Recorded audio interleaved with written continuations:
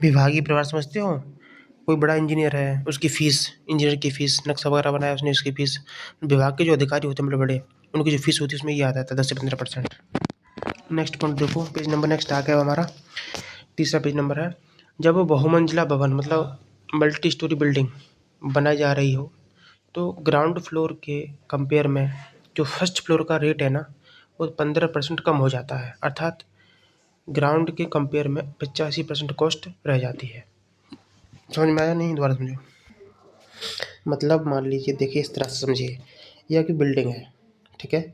अब इस बिल्डिंग में आपका ये है ग्राउंड फ्लोर, यहाँ से यहाँ तक, ठीक है। ये आपका है फर्स्ट फ्लोर, ये फर्स्ट है, ये ग्राउंड है, ठीक है। तो जो फर्स्ट फ्लोर है ना, इस पे जो खर्चा होगा ना, वो 15% कम हो जाता है। मान लो यहाँ पर 100% है, ठीक है, तो यहाँ पे हो जाएगा 85% खर्चा, मतलब 15% कम हो जाता है फर्स्ट फ्लोर पे। ये लिखा है यहाँ पे, देखो। जब मल्टी स्टोरी बिल्डिंग बनाई जाती है तो ग्राउंड फ्लोर के कंपैरिजन में फर्स्ट फ्लोर की रेट 15% कम हो जाती है, अर्थात ग्राउंड के कंपैरिजन में 85% कॉस्ट ही रह जाती है। अब हम देखेंगे नेक्स्ट टॉपिक अपना, कार्य के प्रकार, टाइप ऑफ वर्क। देखो, पेटी वर्क जो होते हैं ना, छोटे वर्क, उनकी लागत होती है 20,000 से कम। अगर 20,000 से कम है कॉस्ट तो पेटी वर्क कहलाते हैं। 1 लाख से 2 लाख, 1 लाख से लेके 20,000 के बीच में है तो माइनर वर्क, 1 लाख से ज़्यादा है तो मेजर वर्क। विभिन्न कार्यों में खुले स्थानों के लिए कटौती। तो पहला टॉपिक हमारा चिनाई के लिए है। मैसनरी चिनाई में खाली स्थान है। जब चिनाई करते हैं ना, तो चिनाई करते करते बहुत सारे स्थान ऐसे होते हैं जो खाली छोड़ दिए जाते हैं, ठीक है। तो चिनाई में खाली स्थानों, धारकों आदि के लिए कटौती क्या ली जाती है, ठीक है, देखते हैं। तो पहला पॉइंट है मैसनरी में ओपन स्पेस या बियरिंग आदि के लिए कटौती, ठीक है। चिनाई में ओपनिंग और बियरिंग के लिए कटौती, पहला पॉइंट है। देखो, अगर 1,000 सेंटीमीटर स्क्वायर या 0.1 मीटर स्क्वायर तक के ओपनिंग है, इसके लिए कोई कटौती नहीं की जाती, ठीक है। अगर 0.1 मीटर स्क्वायर तक या 1,000 सेंटीमीटर स्क्वायर तक खाली स्थान है चिनाई में, उसके लिए कोई कटौती नहीं करती, नो डिडक्शन। वहीं अगर किसी खंड में अगर 500 सेंटीमीटर स्क्वायर या 0.05 मीटर स्क्वायर खंड क्षेत्रफल तक की बीम, पोस्ट, राफ्टर और पर्लिन के सिरों पर कोई कटौती नहीं की जाती। मतलब भाई, अगर राफ्टर, पर्लिन, खंबा, बीम ये सब है, ठीक है, इनके सिरों पर कोई कटौती नहीं करते। कब? जब उसके सिरों पर जो एरिया है ना 0.05 मीटर स्क्वायर या 5 सेंटीमीटर स्क्वायर तक हो, तब, ठीक है। थर्ड पॉइंट, 4 इंच या 10 सेंटीमीटर तक के मोटे बियरिंग प्लेट, ठीक है, वॉल प्लेट और सनसेट की बियरिंग, इनके लिए कोई भी कटौती नहीं करते। भाई 4 इंच हो या 10 सेंटीमीटर तक का मोटा बियरिंग प्लेट हो, या दीवार वॉल प्लेट हो, या बियरिंग सनसेट की बियरिंग हो, उसके लिए कोई कटौती नहीं करते। अब शॉर्ट में समझो, या शॉर्ट में समझो, देखो ये लिखा हुआ है। अगर ओपनिंग आपकी 0.1 मीटर स्क्वायर से कम है या उसके बराबर है तो नो कटौती। बीम और पर्लिन के सिरे, अगर इसका एरिया 0.05 मीटर स्क्वायर तक है तो कोई कटौती नहीं करेंगे। भाई सामान्य ओपनिंग है, नॉर्मल ओपनिंग है चिनाई में, और एरिया उसका 0.1 मीटर स्क्वायर तक है तो कटौती नहीं है, कटौती, ठीक। अगर प्लेट की मोटाई 10 सेंटीमीटर से कम है तो कोई कटौती नहीं करते। समझ में आया? नेक्स्ट टॉपिक है प्लास्टर और पॉइंटिंग, प्लास्टर और टिप के लिए कटौती IS कोड 1200 के अकॉर्डिंग। देखो क्या होती है। बीम, कॉलम, राफ्टर, इनके सिरों पर कोई कटौती नहीं की जाती। भाई जब प्लास्टर करते हैं ना, पॉइंटिंग करते हैं ना, तो बीम, खंबे, राफ्टर, मतलब बीम, कॉलम और राफ्टर, इनके सिरों पर कोई कटौती नहीं की जाती। नेक्स्ट, 0.5 मीटर स्क्वायर तक के खुले स्थानों के लिए कोई कटौती नहीं करते, याद रखना। प्लास्टरिंग में, पॉइंटिंग में 0.5 मीटर स्क्वायर तक का कोई खुला ओपनिंग है तो वहाँ पर कोई कटौती नहीं की जाती। तथा इन खुले स्थानों के जैम्बो, सोफिट और दहली को भी नहीं जोड़ा जाता। नेक्स्ट, 0.5 मीटर स्क्वायर से अधिक आ जाए, या तो 0.5 मीटर स्क्वायर तक था, अगर 0.5 मीटर स्क्वायर से अधिक और 3 मीटर स्क्वायर से कम, 0.5 से ज़्यादा और 3 मीटर स्क्वायर से कम का खुला एरिया है, ठीक है, तो दीवार के केवल एक तरफ के प्लास्टर कार्ड की कटौती करते हैं। नेक्स्ट, और अगर 3 मीटर स्क्वायर से अधिक एरिया है, तो दीवार का खाली एरिया है, तो दोनों तरफ के प्लास्टर की कटौती करते हैं तथा जैम्ब और दहली का चित्र पर अलग से निकाल कर जोड़ देते हैं। अब पढ़ेंगे steps for the approval of work. भाई आपको किसी भी कार्य को करवाना है तो आपको उसके लिए अप्रूवल लेना पड़ेगा, ठीक है। अप्रूवल लेने के लिए स्टेप होते हैं। सबसे पहले आपको एडमिनिस्ट्रेटिव अप्रूवल लेना पड़ेगा, उसके बाद एक्सपेंडिचर अप्रूवल लेना पड़ेगा, उसके बाद टेक्निकल सेंक्शन या अप्रूवल लेना पड़ेगा, ठीक। फिर अप्रोप्रिएशन ऑफ फंड, ठीक, उसके बाद रेप्रोप्रिएशन ऑफ फंड और लैप्स ऑफ सेंक्शन। हिंदी में ज़्यादा, इंग्लिश में याद करना, ठीक है। Administrative approval, expenditure approval, technical approval, ठीक है, अप्रोप्रिएशन और रेप्रोप्रिएशन और लैप्स ऑफ सेंक्शन, ये सब करना पड़ेगा, ठीक है। Next point, essential data for preparation of estimate, मतलब एस्टीमेट की तैयारी करने के लिए आवश्यक आंकड़े, मतलब क्या क्या डेटा आपको चाहिए एस्टीमेट प्रिपेयर करने के लिए, अतिरिक्त डेटा। तो देखो, ड्राइंग, स्पेसिफिकेशन, आइटम के रेट, सेट ऑफ स्केल, ठीक है, site and source of material, estimating file, ठीक है, ये सब चीज़ें आपको चाहिए। अगर आप किसी चीज़ का एस्टिमेट बना रहे हैं तो उसके लिए एसेंशियल डाटा जो होना चाहिए वो ये होना चाहिए। एस्टिमेट प्रिपेयर करने के लिए ये सारी चीज़ें आपके पास होनी चाहिए। कौन सी ड्राइंग होनी चाहिए, स्पेसिफिकेशन होना चाहिए, रेट्स ऑफ आइटम मतलब वस्तुओं की दर पता होनी चाहिए, स्केल होना चाहिए, साइट और सोर्स ऑफ मटेरियल और एस्टिमेटिंग फाइल होनी चाहिए। नेक्स्ट पॉइंट, ओपनिंग पर लिंटलों में कटौती, दीवार की चौड़ाई, अच्छा, एक सेकंड, अगला पॉइंट है ये लिंटल के बारे में। भाई लिंटल में कटौती कैसे करते हैं, लिंटल क्या होता है, जैसे मान लो दरवाजा है या विंडो है, ये होती है ओपनिंग, ठीक है। इन ओपनिंग के ऊपर जो डाला जाता है लिंटल डाला जाता है। अब इस लिंटल के एरिया को माइनस कर दिया जाता है, ठीक है। मशीनरी वॉल जो होती है, क्योंकि जब दीवार की चिनाई का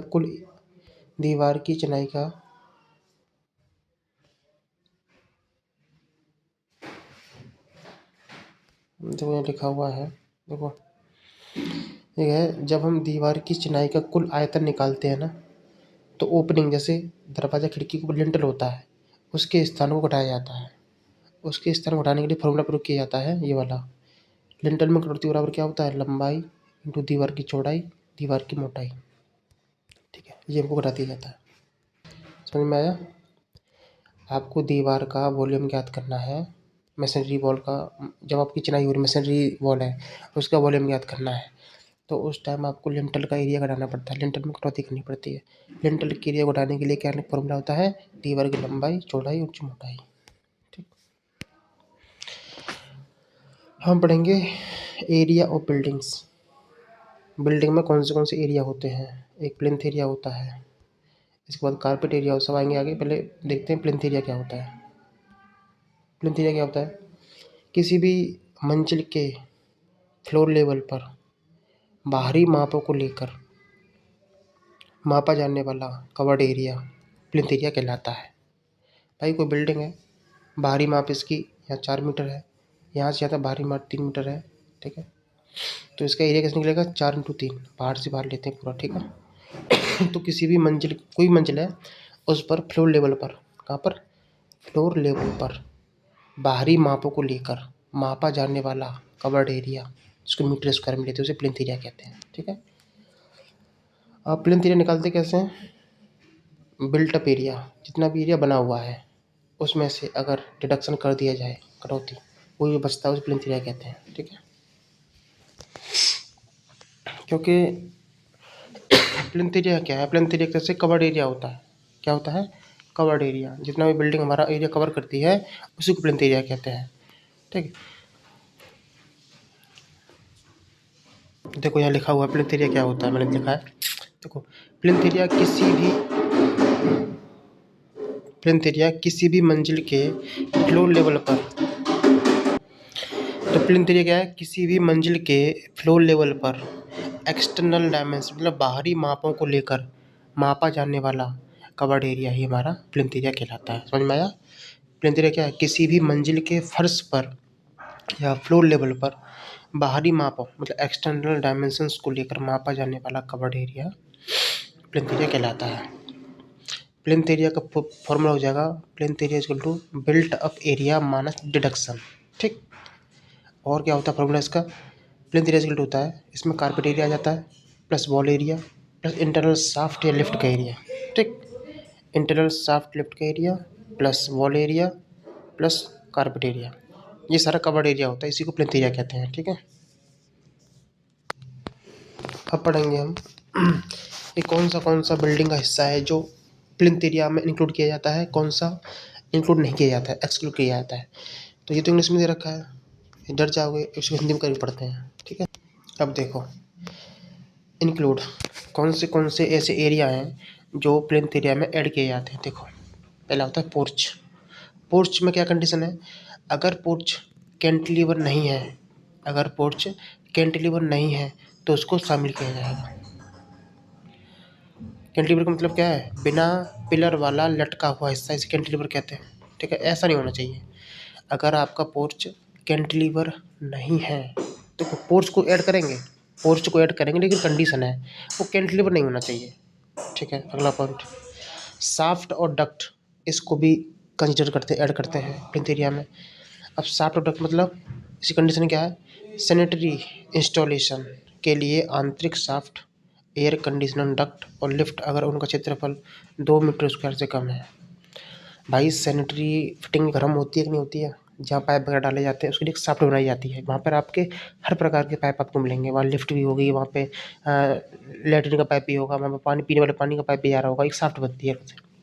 तो उसी को होते हैं सैनिटरी इंस्टॉलेशन करने के लिए आंतरिक जो इंटरनल शाफ्ट होती है वो, उसको भी जोड़ते हैं प्लिंथ एरिया में। और एयर कंडीशनर एसी की शाफ्ट, एसी देखा वो लटका रहता है बाहर की तरफ पूरा खांचा काट के, तो एसी का जिस एरिया में लटका रहता है वो भी, उसको भी ऐड करते हैं। ठीक, और लिफ्ट को भी ऐड करते हैं। अगर इन सब का एरिया 2 मीटर स्क्वायर से कम है तो इन सब को प्लिंथ एरिया में जोड़ा जाएगा। नेक्स्ट दरवाजे और खिड़की का जो एरिया होता है ना, इसको भी प्लिंथ एरिया मानते हैं। कंडीशन क्या है? लिफ्ट की ओपनिंग और दरवाजों और खिड़कियों की सिल। ठीक है, तो दरवाजे खिड़कियों की सिल को भी इसमें ऐड किया जाता है, लिफ्ट की ओपनिंग को भी ऐड किया जाता है। ठीक है, बरसाती और हेडरूम। बरसाती समझते हो? बरसाती बोलते हैं जब छत पर एक कमरा बना दिया जाता है उसे बरसाती बोलते हैं।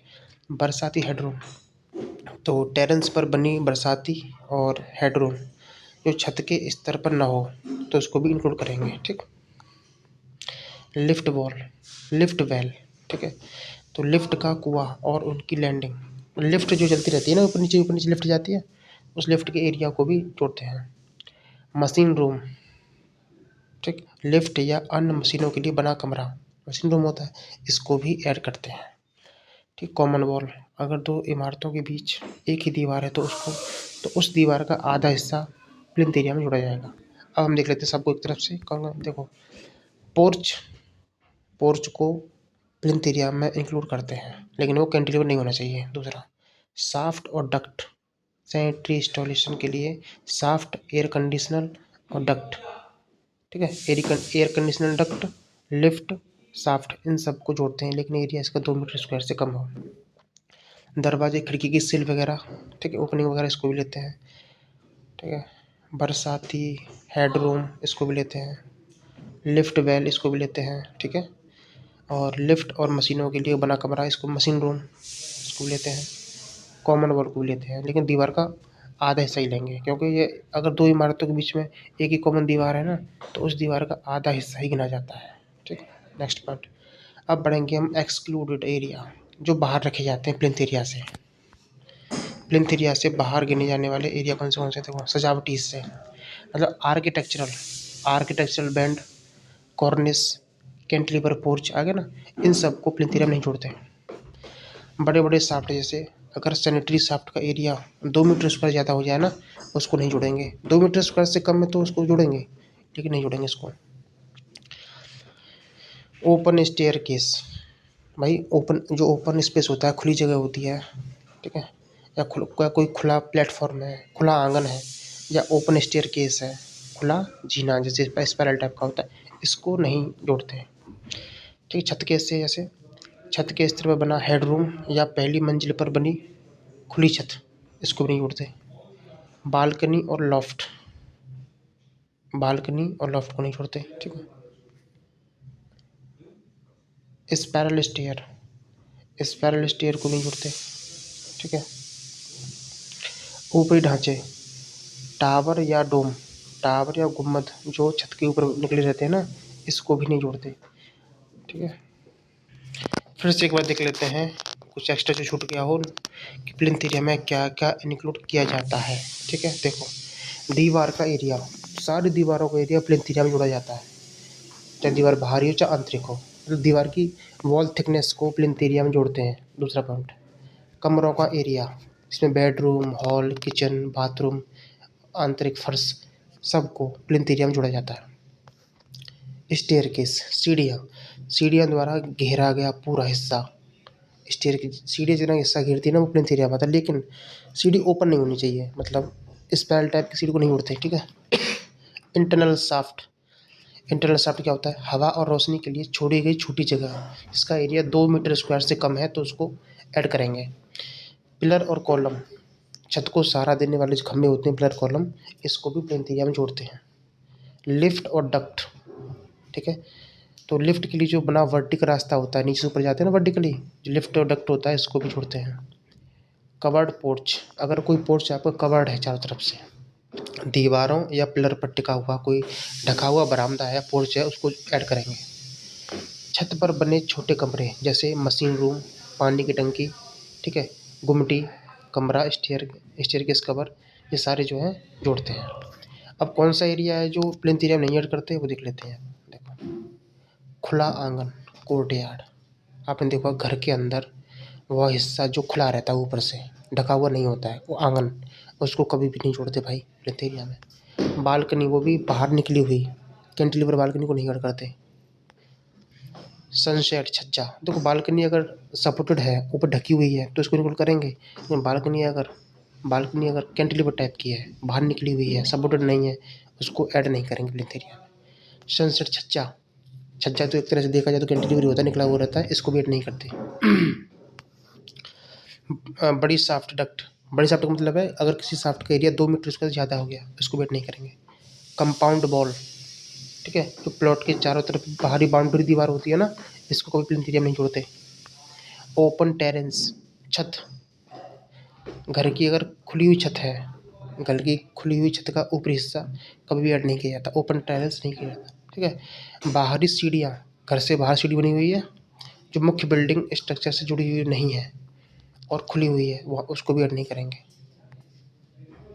कॉर्निस, सजावट के लिए दीवार के ऊपरी हिस्से पर बाहर निकले डिजाइन, कॉर्निस को कभी भी प्लिंथ एरिया में ऐड नहीं करते।